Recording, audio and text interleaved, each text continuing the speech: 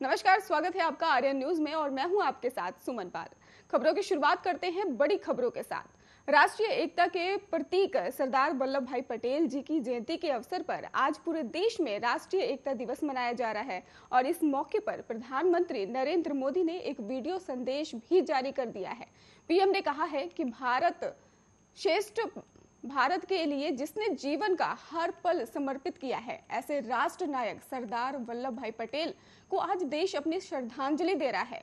सरदार पटेल जी सिर्फ इतिहास में ही नहीं बल्कि हम देशवासियों के हृदय में हैं और पीएम मोदी ने G20 सम्मेलन में भी भाग लेने के लिए इटली के दौरे पर हैं और पीएम मोदी ने यह भी कहा है कि आज देश भर में एकता का संदेश लेकर आगे बढ़ रहे हैं और हमारे ऊर्जावान साथी भारत की अखंडता के प्रति अखंड भाव के प्रतीक है। ये भावना देश के कोने कोने में हो रही है। राष्ट्रीय एकता परेड में स्टैच्यू ऑफ यूनिटी पर हो रहे आयोजनों में भी भली भांति देख रहे हैं और उन्होंने कहा कि धरती के जिस भूभाग पर हम 130 करोड़ भारतीय रहते हैं वो हमारी आत्मा, सपनों और आकांक्षाओं का अखंड हिस्सा है। सैकड़ों सालों से भारत के समाज परंपराओं से लोकतंत्र की जो मजबूत बुनियाद विकसित हुई है उसने एक भारत की भावना को समृद्ध किया है। और पीएम मोदी ने यह भी कहा कि हमारे ये याद रखना है कि नाव में बैठे हर मुसाफिर को नाव का ध्यान रखना ही होता है। हम एक रहेंगे तभी आगे बढ़ पाएंगे और देश हम अपने लक्ष्यों को तभी प्राप्त कर पाएगा।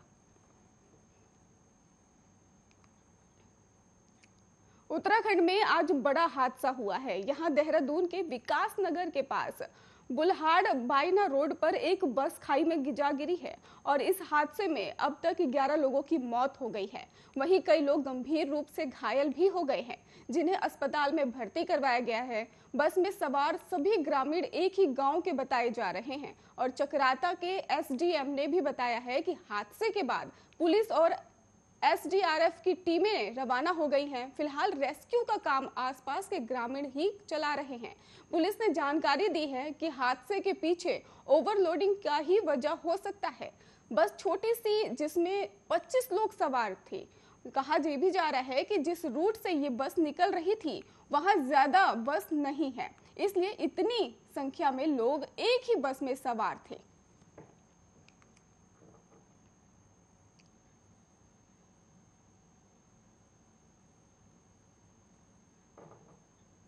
किसान आंदोलन के 11 महीने बीतने के बाद अब आंदोलन स्थलों के रास्तों को बंद किसने किया है, ये सवाल खड़ा हुआ है क्योंकि सुप्रीम कोर्ट ने ये बात पूछी है, जिसके बाद से ही ना तो किसान ना ही पुलिस इस बात की जिम्मेदारी लेना चाह रही है कि रास्ता उनकी वजह से बंद है। यही कारण है कि पिछले कुछ दिनों से ही टिकरी बॉर्डर और गाजीपुर बॉर्डर पर रास्ता खोलने की मुहिम चल रही है और शनिवार को जहां एक और टिकरी बॉर्डर पर दिल्ली पुलिस ने दिल्ली से बहादुरगढ़ जाने वाले मार्ग पर लगे सभी बैरिकेड्स हटा दिए हैं और किसानों ने भी बड़ी मिन्नतों के बाद ही 5 फुट रास्ता खोलने की बात पर रजामंदी जाहिर की है, वो भी शर्त के साथ किया है।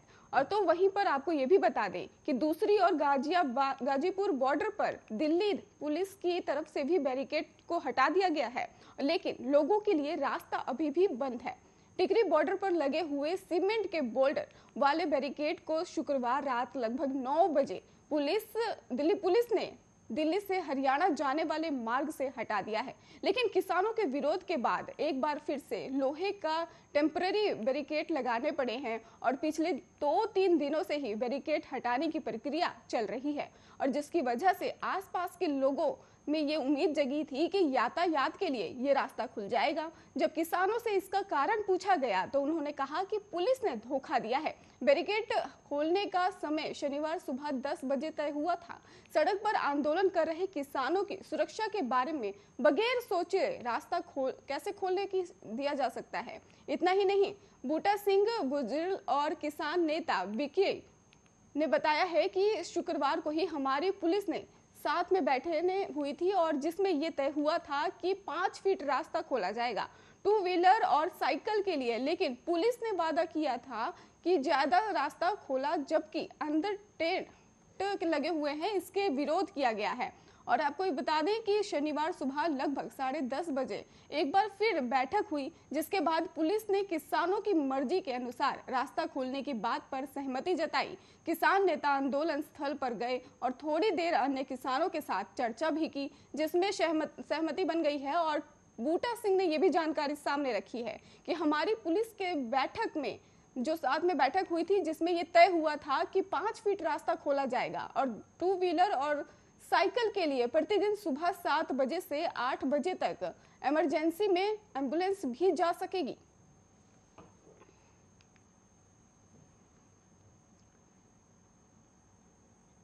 LAC पर चीन के साथ जारी तनातनी के बीच ही भारतीय सेना ने अमेरिकी सेना के साथ अलास्का में ही युद्धाभ्यास किया है और ये युद्धाभ्यास 14 से लेकर 28 अक्टूबर तक चला।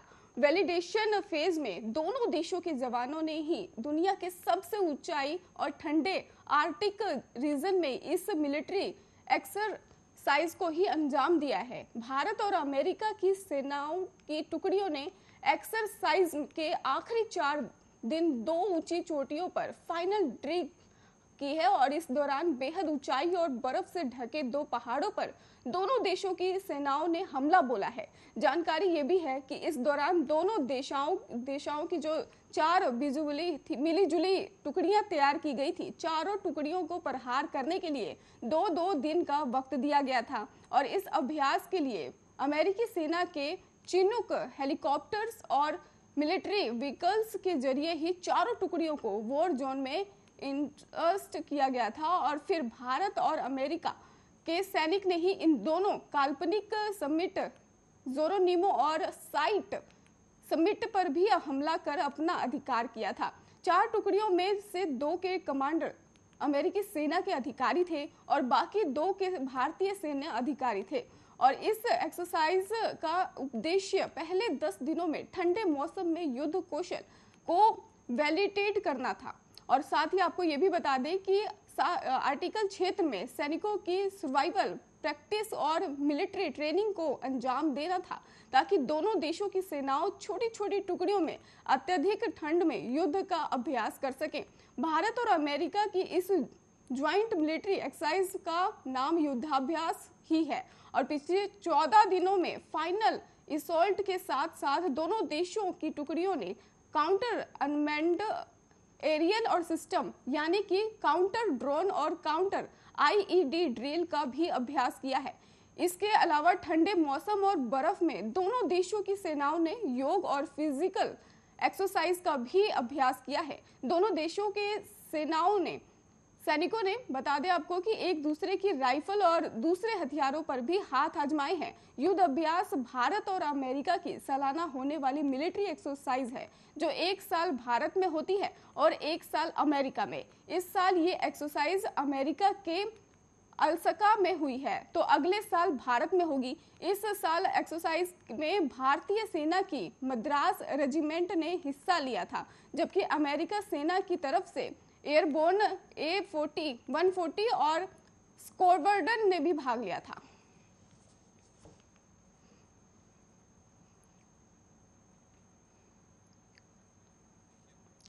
कन्नड़ फिल्म के सुपरस्टार और कई हिट फिल्म देकर लोगों के दिलों पर राज करने वाले सुपरस्टार पुनीत राजकुमार का 46 साल की उम्र में शुक्रवार को हार्ट अटैक से निधन हो गया और ऐसे में उनके अंतिम दर्शन करने पहुंचे तमाम टॉलीवुड स्टार्स रुआंशा दिखाई दिए। अभिनेता के निधन के बाद जहां एक तरफ फैंस शोकाकुल होकर उनके अंतिम दर्शन के लिए बेताब दिखे, तो वहीं उनका परिवार अभिनेता के पार्थिव शरीर को कांतरिवा स्टेडियम में रखे उनकी बेटी का अमेरिका से आने का इंतजार कर रहा था। और इस दौरान सेलिब्रिटीज ने भी उनके अंतिम दर्शन किए और उन्हें श्रद्धांजलि दी। पुनीत राजकुमार दिवंगत नेता राजकुमार के बेटे थे और अपने पिता की तरह ही उन्होंने परिवार के पुनीत की आंखों की दान की थी। और आपको ये भी बता दें, पुनीत की तिरंगे में लिपटी पार्थिव देह कांतिराव स्टेडियम में रखी गई है ताकि लोग उन्हें श्रद्धांजलि दे सकें। पुनीत राजकुमार के अंतिम दर्शन करने के लिए टॉलीवुड के तमाम बड़े सितारे पहुंचे और हर किसी की आंखों में आंसू दिखाई दिए। पुनीत राजकुमार के अंतिम दर्शन की ये गमजदा तस्वीरें सोशल मीडिया पर काफी वायरल हो रही हैं। आपको बता दें कि पुनीत राजकुमार का शुक्रवार को दिल का दौरा पड़ने से निधन हो गया था और अस्पताल ने ये जानकारी दी थी। और 46 साल के थे वो पुनीत, और उनके परिवार में पत्नी अश्वनी, रेवंत और 2 बेटियां हैं। और आपको ये भी बता दें, उनका इलाज करने वाले डॉक्टरों ने ये जानकारी दी थी कि जिम में 2 घंटे की कसरत के बाद सीने में दर्द की शिकायत करने पर पुनीत को विक्रम अस्पताल लाया गया था।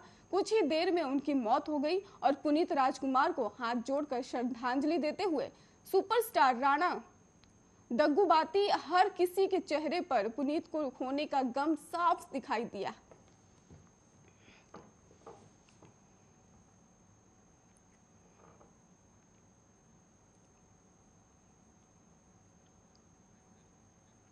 असम मिजोरम में के बीच ही तलखी कम होने की बजाय बढ़ती ही जा रही है। स्थिति सुधरने से पहले ही तनाव फिर से खड़ा होता दिख रहा है। आपको ये भी बता दें कि अब असम मिजोरम सीमांत के हैलाकंडी इलाके में ही विस्फोट की खबर सामने आई है। कोई घायल तो नहीं हुआ है, लेकिन इस विस्फोट ने दोनों राज्यों को फिर एक दूसरे के सामने खड़ा कर दिया है। ये घटना शनिवार तड़के की बताई जा रही है और असम पुलिस ने मिजोरम के एक सुरक्षाकर्मी को मौके से गिरफ्तार भी किया है। पुलिस के मुताबिक जिस समय ये विस्फोट हुआ था तब मौके पर मिजोरम का ये सुरक्षाकर्मी भी घूम रहा था। इसके पास से एक कोडेक्स तार भी बरामद किया गया है। ऐसे में असम पुलिस ने उसे गिरफ्तार कर लिया है और अब आगे की जांच की जा रही है। और आपको ये भी बता दें कि मिजोरम एक सुरक्षाकर्मी की गिरफ्तारी भी हुई है। ऐसे में तनाव कुछ ज्यादा ही देखने को मिल रहा है। घटना के तुरंत बाद इलाके में सेना के जवान भी भारी संख्या में खड़े कर दिए गए हैं। उन जवानों की वजह से ही मिजोरम के कई श्रमिक भाग खड़े हुए हैं। अब इस मामले में मिजोरम के नेता फिर असम पुलिस की कार्रवाई को कटघरे में खड़ा कर रहे हैं। मिजोरम संगठन मिजो जिरलाई पावल ने ही एक बयान जारी कहा है कि अगर उनके सुरक्षाकर्मी को जल्द नहीं छोड़ा गया तो असम के वाहनों को मिजोरम में एंट्री नहीं मिलेगी। वैसे जिस समय ये विस्फोट हुआ था और उसकी टाइमिंग को लेकर भी कई तरह के सवाल उठाए जा रहे हैं। दरअसल बीते कुछ दिनों से असम पुलिस कचौड़थल इलाके में ही बन रहे एक पुल निर्माण का विरोध कर रही है। अब ये पुल कुल अगर बात की जाए तो 5 ऐसी जगहों से होता हुआ निकलता है जहां पर दोनों मिजोरम और असम के बीच सीमा विवाद चल रहा है। ऐसे में उस विरोध के बीच ये विस्फोट हुआ है और अब असम सरकार इसकी एक विस्तृत जांच करना चाहती है। जानकारी के लिए बता दें कि असम और मिजोरम के रिश्ते इस साल 26 जुलाई को सबसे ज्यादा बिगड़े हुए दिखाई दिए थे। तब भी दोनों राज्यों के बीच जमकर हिंसा हुई थी और जिसमें असम पुलिस के 6 जवान भी शहीद हुए थे। कई आम नागरिक को भी अपनी जान गंवानी पड़ी थी और उस भयंकर हिंसा के कुछ दिन बाद ही दोनों राज्यों के बीच सहमति बनी थी कि संबंधित बलों और अधिकारियों को विवादित और अशांति वाले क्षेत्रों में नहीं भेजा जाएगा।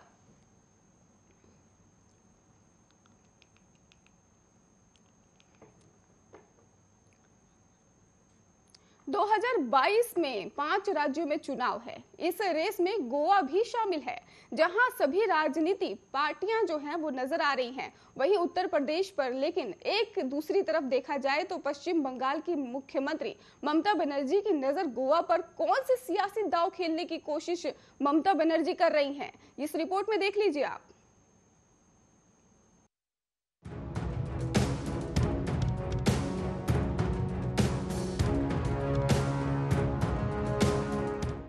पश्चिम बंगाल की मुख्यमंत्री ममता बनर्जी की दिलचस्पी इन दिनों गोवा में अधिक है।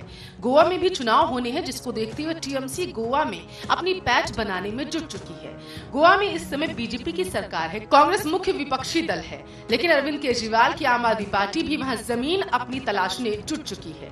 ताजा एंट्री ममता बनर्जी की पार्टी की हुई है। उनके गोवा पहुंचने से पहले तृणमूल कांग्रेस के दूसरे वरिष्ठ नेताओं ने बीजेपी के खिलाफ चार्जशीट जारी किया और बीजेपी की नाकामियों को गिना दिया। तृणमूल कांग्रेस में गोवा क्या कर रही है, इस सवाल का खुद ही जवाब देते हुए पार्टी की सांसद महुआ मोइत्रा ने कहा, गोवा के 25% युवा बेरोजगार हैं। गोवा के लोग अपने ही राज्य में घर खरीदने का सामर्थ्य नहीं रखते। मछुआरों का काम 80% प्रभावित हुआ और सरकार की सब्सिडी भी 40% कम हो गई। कानून व्यवस्था का हाल बुरा है, इसलिए टीएमसी अब गोवा में है। तो ये तो वो तर्क है जो पार्टी के नेता गोवा की जनता के सामने रख रहे हैं, लेकिन ममता के गोवा दौरे को राष्ट्रीय परिप्रेक्ष्य में समझने की बेहद जरूरत। क्या राष्ट्रीय राजनीति में बड़ी भूमिका निभाने की तैयारी में ममता बनर्जी हैं? और अगर ऐसा है तो सिर्फ गोवा ही क्यों? भारत की राजनीति में कहा जाता है कि केंद्र का रास्ता उत्तर प्रदेश और बिहार से होकर निकलता है, लेकिन पश्चिम बंगाल से निकलकर असम, त्रिपुरा में भाग आजमाते हुए ममता बनर्जी ने गोवा का रास्ता चुना। इसलिए भी ममता के गोवा दौरे पर लोगों की हैरानी है। 15 लाख की आबादी वाले प्रदेश में शायद ही कोई ऐसा होगा जो बांग्ला भाषा बोलता होगा। ममता की राजनीति को दशकों से करीब से देखने वाली वरिष्ठ पत्रकार महुआ चटर्जी कहती हैं, तृणमूल कांग्रेस खुद कह रही है कि एक प्रयोग है।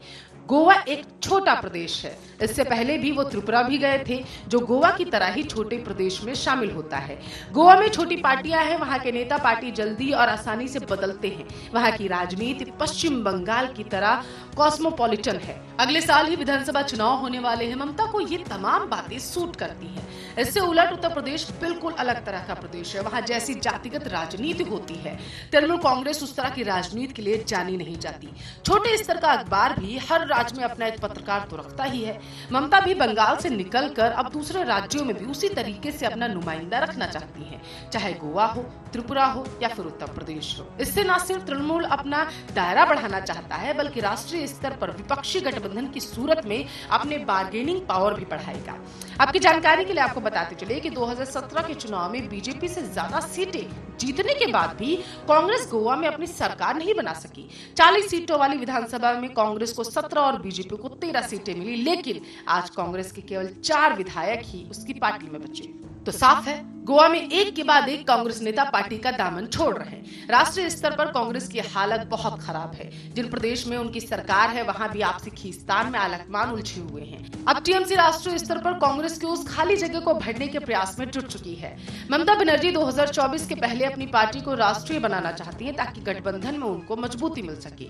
गठबंधन वाली सरकारें टिकती नहीं है, उसमें सभी का सपना पीएम बनने का होता है। चुनाव से पहले एक बार के लिए पीएम पद की दावेदारी को लेकर ममता बनर्जी के नाम पर विपक्षी पार्टियां एकमत हो भी जाए तो भी जीतने के बाद कई दावेदार सामने आ जाएंगे। इसलिए पहले से ही वो अपने काम में जुट गई है, ताकि मजबूती तलाश सके। तृणमूल कांग्रेस के इस कदम से कांग्रेस में भी अब बेचैनी साफ देखी जा रही है। पार्टी के प्रवक्ता रणदीप सुरजेवाला ने 2 दिन पहले प्रेस कॉन्फ्रेंस कर कहा था कि गोवा में टीएमसी ने पिछला विधानसभा चुनाव भी लड़ा था, लेकिन उसके बाद 5 साल तक उन्होंने क्या किया।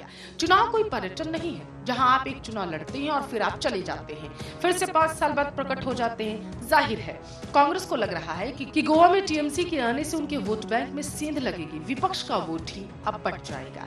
तो क्या ममता बनर्जी और कांग्रेस में अब बन नहीं रही? विपक्ष एकता की पूर्व में की गई कवायद केवल नाम की थी। 2024 के लोकसभा चुनाव में नरेंद्र मोदी को हराने के लिए विपक्षी गठबंधन की जरूरत तो होगी ही, ये भी ममता जानती है। लेकिन गठबंधन में आप 4 सांसद वाले पार्टनर हो सकते हैं और 40 सांसद वाले पार्टनर भी। उसी से पीएम पद की दावेदारी भी तय होगी। विपक्ष की तरफ से फैसले लेने और उन्हें प्रभावित करने की शक्ति भी वहीं से आएगी। इसलिए ममता बनर्जी के गोवा जाने की टाइमिंग भी काफी अहम मानी जा रही है। इस चुनाव के पहले अभिषेक बनर्जी की पार्टी में स्वीकार्यता को लेकर कुछ सवाल जरूर थे। पार्टी के वरिष्ठ नेताओं के साथ अभिषेक बनर्जी के मतभेद की खबरें रह रहकर सामने आई, लेकिन इस बार की जीत के बाद पार्टी के नेताओं के बीच अभिषेक बनर्जी अब ममता के बाद पार्टी के उत्तराधिकारी के तौर पर स्थापित हो चुके हैं।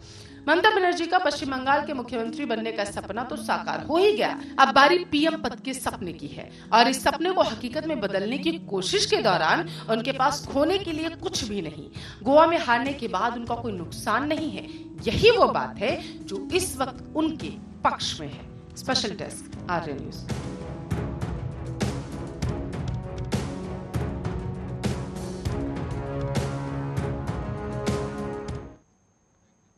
खबरों का सिलसिला लगातार जारी है, आप देखते रहिए आर्य न्यूज।